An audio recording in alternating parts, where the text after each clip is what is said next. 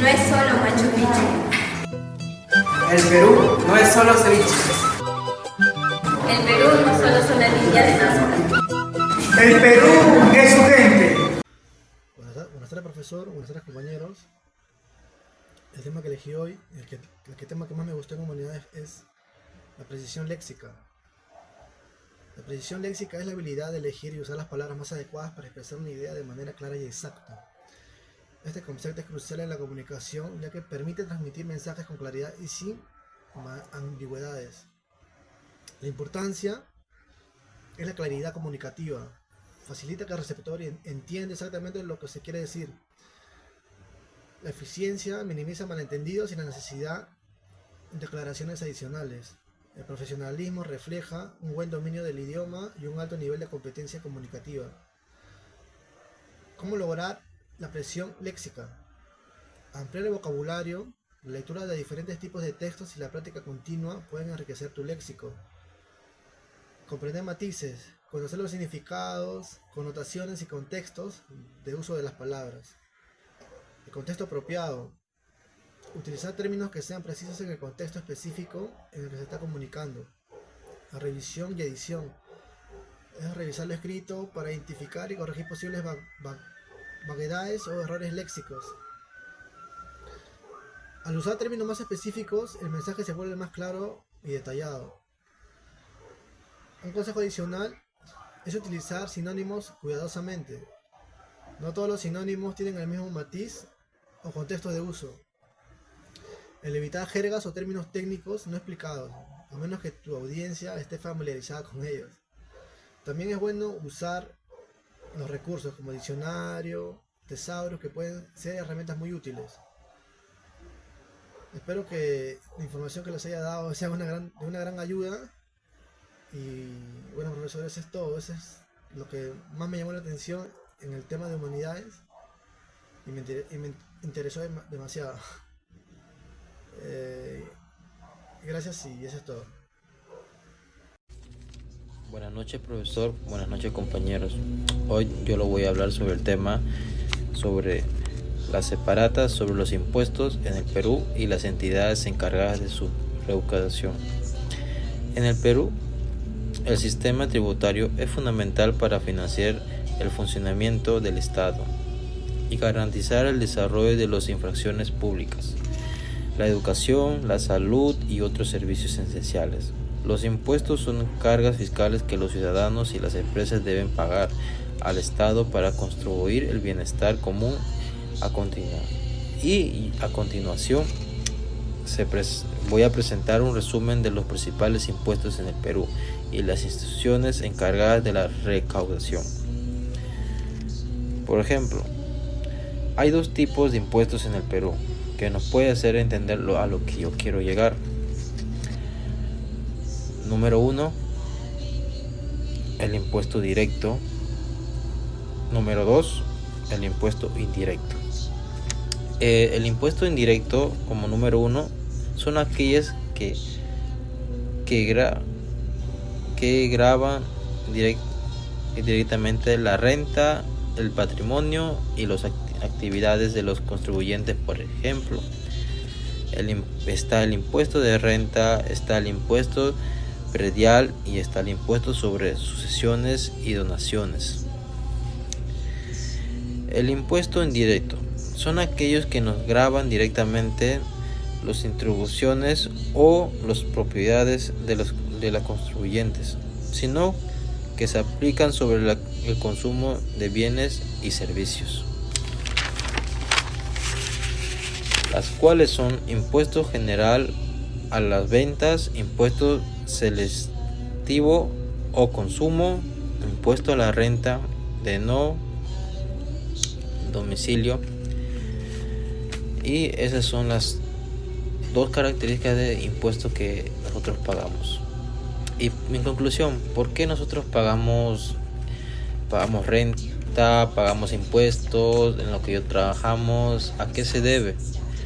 Pues podemos decir que gracias a los impuestos que se puede invertir en aspectos prioritarios como educación, la salud, exportaciones, justicia, la seguridad, el combate a la pobreza y el impulso hace que nuestro país puede crecer cada día más y más y podemos vivir en un ambiente mejor. Eso hace que nosotros paguemos el impuesto. Viene el bienestar para nosotros. Muchas gracias, profesor. Muchas gracias, compañeros. Este es mi tema de hoy, en la cual a mí me pareció interesante porque algún día yo la verdad me gustó ese tema porque yo quisiera algún día tener mi propio negocio. Muchas gracias. Hoy vamos a hablar sobre el calentamiento global. El calentamiento global es un problema, afecta a todo el planeta. Causas. El calentamiento global es causado por un aumento de gases de efecto invernaderos en la atmósfera y estos gases atrapan la radiación térmica que emite la Tierra, impidiendo que escape espacios. La principal causa de aumenta en la actividad humana, como la generación de emergencia, la tala al bosque, produce de los alimentos, usa del transporte y el consumo excesivo. Efectos. El calentamiento global provocado un aumento de la temperatura de la superficie de la Tierra, los océanos y la atmósfera estos tienen efectos secundarios como derretimiento de los glaciares, tormentas de lluvias más intensas y sequías más frecuentes. También aumentan el riesgo de inundaciones. Organizamos que evalúan el cambio climático. El grupo intergubernamental de expertos sobre el cambio climático es un organismo de Naciones Unidas que evalúa el cambio climático y sus efectos, publica y informa cada de 5 a 7 años con recomendaciones para adaptarse y mitigar los efectos del calentamiento global.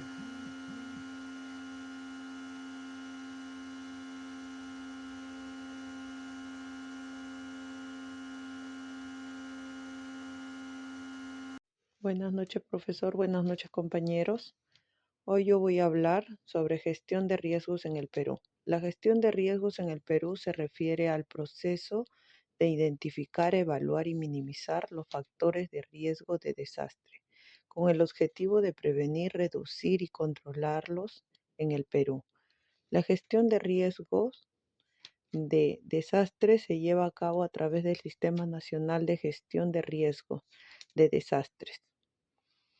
El SINAGER es un sistema interinstitucional que se encarga de establecer principios, lineamientos de política, componentes, procesos e instrumentos de gestión de riesgo, preparar y atender situaciones de desastre, minimizar los efectos de los riesgos, evitar la generación de nuevos riesgos.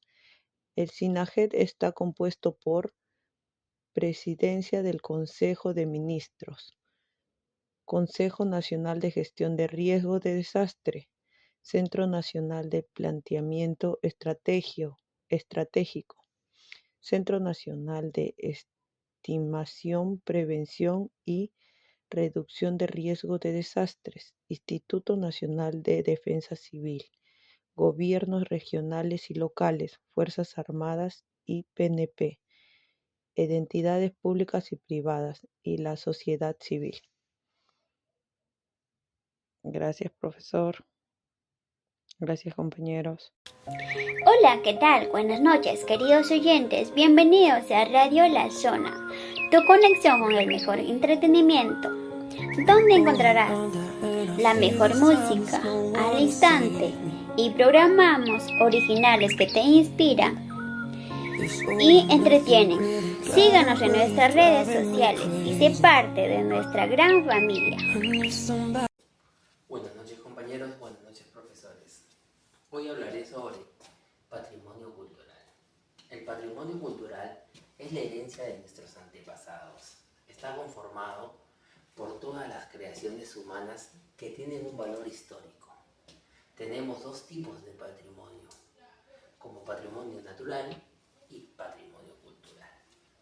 En los ejemplos del patrimonio natural tenemos los monumentos naturales. En el patrimonio cultural tenemos el intangible y tangible. Por ejemplo, en el tangible tenemos los paisajes culturales y en el intangible tenemos como el lenguaje, el baile y algunos otros más. Muchas gracias profesores, muchas gracias compañeros. Eso sería todo por hoy. Que tengan una buena noche. Buenas noches director, buenos días, buenas tardes, buenas noches. Este video es sobre el tema que más me ha gustado en el área de humanidades. Bueno, el tema que más me ha gustado en el área de humanidades ha sido el texto que tiene como título La Metamorfosis. La Metamorfosis, el autor es Franz Kafka. Es un buen autor, tiene varios libros y el tema que más me ha gustado es el tema de humanidades, el cuarto bimestre, ha sido la metamorfosis de este texto, que trata sobre la complejidad y transmite un mensaje hacia el mundo moderno. Bueno, La Metamorfosis de Franz Kafka es una novela corta publicada en 1915 que cuenta con la historia de Gregor Samsa, un viajante de comercio que se despierta un día convertido en un insecto gigante. En resumen, Gregor Samsa es un hombre solitario y alineado que vive con su familia en un apartamento en Praga. Un día se despierta convertido en un insecto gigante, lo que lleva a aislarse de su familia y de la sociedad. A medida que la historia avanza, Gregor se vuelve cada vez más débil y aislado, mientras su familia se ve obligada a adaptarse a su nueva situación. La Metamorfosis es una obra que explora temas que siguen siendo relevantes en la vida diaria, como por ejemplo la alineación y el aislamiento, la identidad y el cambio, la responsabilidad y el compromiso, la condición humana. En resumen, La Metamorfosis es una obra que nos hace reflexionar sobre la condición humana, la identidad, el cambio y la responsabilidad, y que sigue siendo relevante en la vida diaria, por sobre todo situaciones que suceden en lo que es el aislamiento, la alienación. La novela muestra cómo la sociedad puede marginar y aislar a aquellos que son diferentes o no encajan con las normas sociales. Bueno, eso es un ejemplo. Otro ejemplo sería la identidad y el cambio, la transformación de Gregor, que es un insecto gigante. Es una metáfora del cambio y la transformación que podemos experimentar en nuestra vida.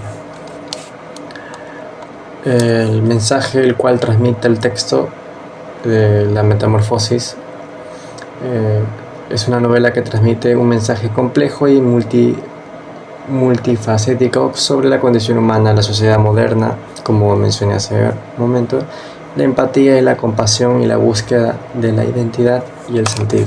Es un buen libro y la verdad que me ha gustado mucho leer sobre ese texto, y es el texto que más me gusta, el tema que más me ha gustado en el área de humanidades. Bueno, aquí está mi video para el Día del Logro. Espero que les guste y que tengan buenas noches. Muchas gracias.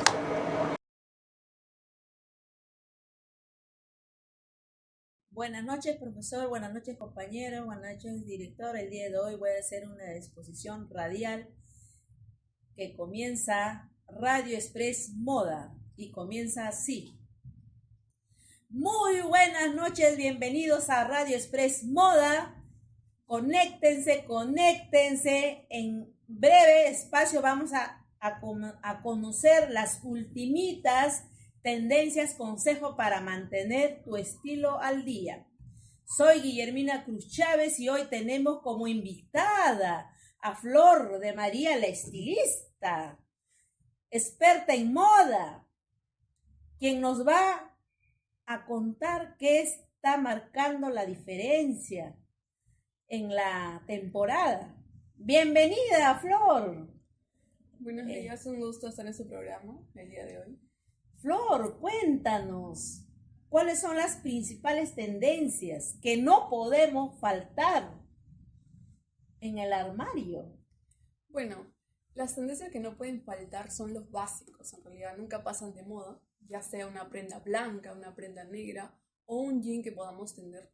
Lo podemos combinar y armar diferentes outfits. Creo que son las prendas básicas que nunca pasan de moda. ¡Genial! Esas tendencias son fabulosas, Flor. ¿Y cómo podemos incorporar estas tendencias a nuestro outfit diario sin complicarnos mucho? Bueno, como les digo, es infaltable tener las prendas básicas y nosotros podemos darle nuestro estilo propio usando algún accesorio, ya sea pulseras, aretes, collares, ¿no? De acuerdo a nuestros gustos, sean juveniles, de repente de otros diseños, combinando con nuestras prendas básicas y así dándole nuestro propio estilo, ¿no es cierto? ¡Ay, qué bueno! Antes de despedirnos, Flor, ¿qué consejo le darías a quienes quieren actualizar su estilo? Bueno, les daría el consejo de que busquen su propio estilo y cómo lo van a encontrar probando las diferentes tendencias, ya sea las tendencias los que ya están marcando como los básicos en sí. Una vez que ustedes prueben con sus propios estilos, sus propios accesorios, van a encontrar el estilo propio y único de ustedes y de esa forma pues van a saber qué ropas les gusta, qué no y cómo comprarse y cómo también combinarlas. Muchísimas gracias, Flor, por esos consejos tan útiles. Y ustedes, nuestros oyentes, esperemos que les haya inspirado a probar nuestras tendencias. Recuerden, la moda es para todos y cada quien pueda hacer lo suya. Nos escuchamos pronto. La entrevista Express Moda. Hasta pronto. Buenas noches, profesor. Buenas noches, compañeros. Durante toda la etapa escolar hemos tocado muchos temas, en la cual yo he elegido el tema de la discriminación. Bueno, lo voy a hablar un poquito sobre el tema. El tema de la discriminación es un problema fundamental que existe en la sociedad, asociadas a condiciones sociales, políticas, económicas o raciales, que se convierte en un foco vulnerable y objeto de burlas, abuso y violencia. Bueno, por aquí le he hecho un mapa conceptual sobre la discriminación. Significado: trato diferenciado y desigualdad hacia una persona o grupo en diferentes ámbitos, ya sea por rasgos culturales, género o religión. Su origen: la discriminación tiene su origen en los perjuicios y comportamientos por falta de valores, falta de educación y desigualdad en clases sociales. Grupos afectados. ¿Quiénes son los grupos afectados? Son personas vulnerables como discapacitados o grupos lingüísticos. Bueno, aquí les voy a dar un ejemplo, ¿no? Hay muchas personas que vienen de provincia y vienen a la ciudad. Entonces las personas de acá de la ciudad los tratan mal, lo discriminan, lo dicen cholo, serrano, ¿no? Entonces es un abuso sobre sus derechos, ¿no? Y lo están discriminando. Las consecuencias, entre ellas la reducción de su calidad de vida, el aislamiento social y su soledad, aumento de violencia y abuso entre ellas. La autoestima. Lo que ocasiona la autoestima se puede ver afectada por varios tipos: insultos, comentarios generando mucha inseguridad en las relaciones con otras personas. Por eso es importante tener un apoyo psicológico cuando nos sentimos desbordados emocionalmente. Gracias.